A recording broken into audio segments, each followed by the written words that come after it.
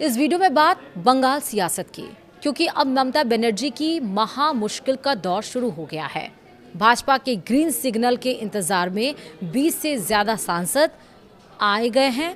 काकोली घोष का इशारा समझ आना चाहिए कि आखिरकार ममता बनर्जी का मुश्किल का दौर क्यों शुरू होने जा रहा है।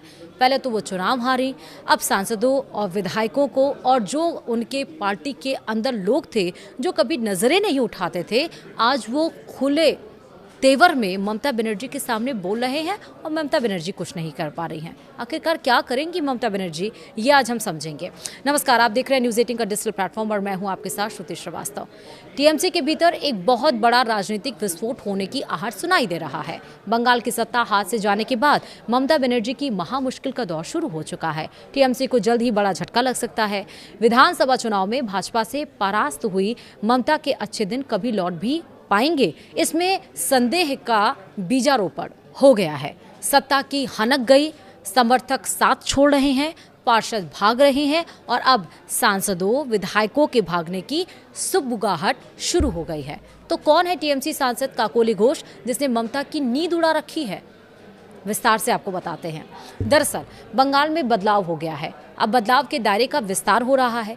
बंगाल में 206 सीटों के साथ भाजपा ने सरकार बना ली है।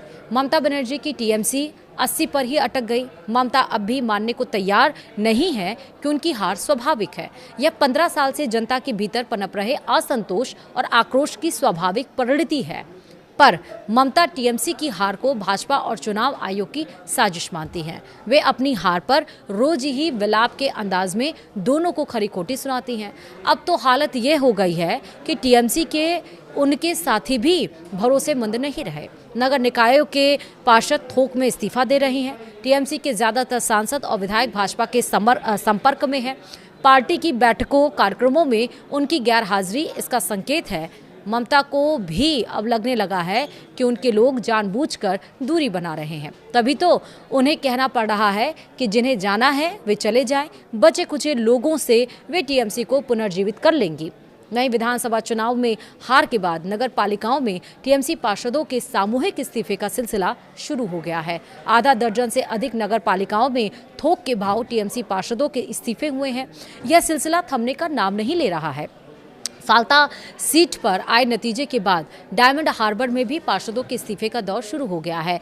पार्षदों के इस्तीफे की शुरुआत उत्तर 24 परगना जिले के भाटपाड़ा से हुई थी। कुल 35 में 30 पार्षदों ने एक साथ इस्तीफे सौंप दिए और इसी तरह हाली शहर के 23 पार्षदों में 16 ने एक साथ इस्तीफा दे दिया। उत्तर बैरकपुर, गारूलिया और डायमंड हार्बर में इस्तीफों का सिलसिला जारी है। कई और नगर पालिकाओं और निगमों में भी टीएमसी पार्षदों ने इस्तीफे दिए हैं। कोलकाता नगर निगम में भी टीएमसी के पार्षद पाला बदलने को बेताब दिखते हैं। वहीं ममता बनर्जी ने विधानसभा चुनाव के नतीजे आने के बाद से अब तक जितनी बैठकें की हैं उनमें पार्टी के सभी विधायक नहीं शामिल हुए। शामिल ना होने की कोई वजह बताना भी विधायकों ने मुनासिब नहीं समझा। चूंकि बैठकें टीएमसी चीफ ममता ने बुलाई थी, इसलिए सबकी उपस्थिति जरूरी थी, खासकर तब जब पार्टी के सामने अस्तित्व का खतरा पैदा हो गया है। टीएमसी के सांसद भी ममता से दूरी बनाने लगे हैं। चुनाव परिणाम आने के बाद ममता की बुलाई पहली ही बैठक से 10 से 12 नवनिर्वाचित विधायक नदारद रहे। विरोध प्रदर्शनों में सभी विधायकों की भागीदारी ममता बनर्जी सुनिश्चित नहीं कर पाई। इतना ही नहीं, अब तो ममता बनर्जी और उनके भतीजे सांसद अभिषेक बनर्जी के नेतृत्व पर भी सांसद विधायक खुलकर सवाल उठाने लगे हैं। टीएमसी के सामने 2021 के बाद यह दूसरा बड़ा संकट है।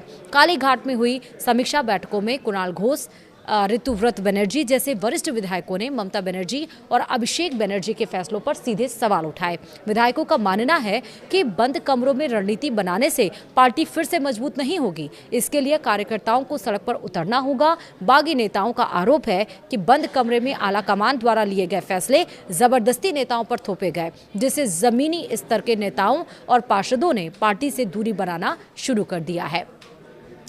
वहीं टीएमसी के संकट को इससे भी समझा जा सकता है कि ममता ने 4 बार की सांसद काकोली घोष दस्तीदार से लोकसभा में मुख्य सचेतक का पद छीनकर कल्याण बनर्जी को दे दिया। इससे काकोली की नाराज और ज़्यादा बढ़ गई, और या फिर यूँ कहें कि काकोली नाराज हो गई। ममता का यह फैसला उन्हें पार्टी के भीतर अपना अपमान लगा। भाजपा ने उनकी नाराजगी को भुना लिया। केंद्र सरकार ने काकोली को केंद्रीय औद्योगिक सुरक्षा बल यानी कि CISF की 22 श्रेणी की सशस्त्र सुरक्षा मुहैया कराई। इंटेलिजेंस ब्यूरो की थ्रेट असेसमेंट रिपोर्ट के आधार पर उन्हें यह सुरक्षा दी गई है। सांसद काकोली घोष दस्तीदार ने अब TMC के लिए राजनीतिक रणनीति बनाने वाली IPAC के खिलाफ आवाज बुलंद करते हुए जिला अध्यक्ष पद से इस्तीफा भी दे दिया है। काकोली की नाराजगी सामान्य बात इसलिए नहीं है कि यह सांसदों में भगदड़ का संकेत हो सकता है। उनकी तरह और भी कई सांसद हैं जो पार्टी नेतृत्व से नाराज हैं। TMC के एक सांसद की बातों पर भरोसा करें तो आने वाले कुछ दिनों में ममता बनर्जी को जोर का झटका लगने वाला है। लोकसभा में TMC के अभी 29 सांसद हैं। लोकसभा में सर्वाधिक सांसदों वाली विपक्ष की यह दूसरी पार्टी है, सर्वाधिक वाले विपक्षों की। और पर अब यह स्थिति बदलने वाली है। भाजपा से ग्रीन सिग्नल मिला तो झटके में 20 से 25 लोग पाला बदल सकते हैं।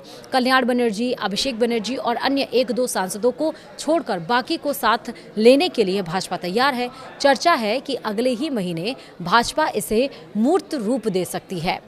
वहीं लोकसभा में अभी भाजपा के 240 सांसद हैं। बहुमत का आंकड़ा 272 का है। अगर TMC के सांसद टूटकर भाजपा के साथ जाते हैं तो भाजपा सांसदों की लोकसभा में संख्या बहुमत के आंकड़े के करीब हो सकती है। अभी केंद्र में भाजपा के ही नेतृत्व में सरकार है, लेकिन अकेले बहुमत न रहने के कारण उसे NDA के साथी दलों के सहारे सरकार बनानी पड़ी है। तो एक तरफ तो चाहती ही है सरकार कि उसकी बहुमत हो जाए ताकि आगे चल के कोई फैसला, जैसे कि अब महिलाओं को आरक्षण देने की बात थी कि लेकिन पूर्ण बहुमत नहीं था इसलिए वो बिल पास नहीं हो पाया, तो बीजेपी तो चाहती ही है।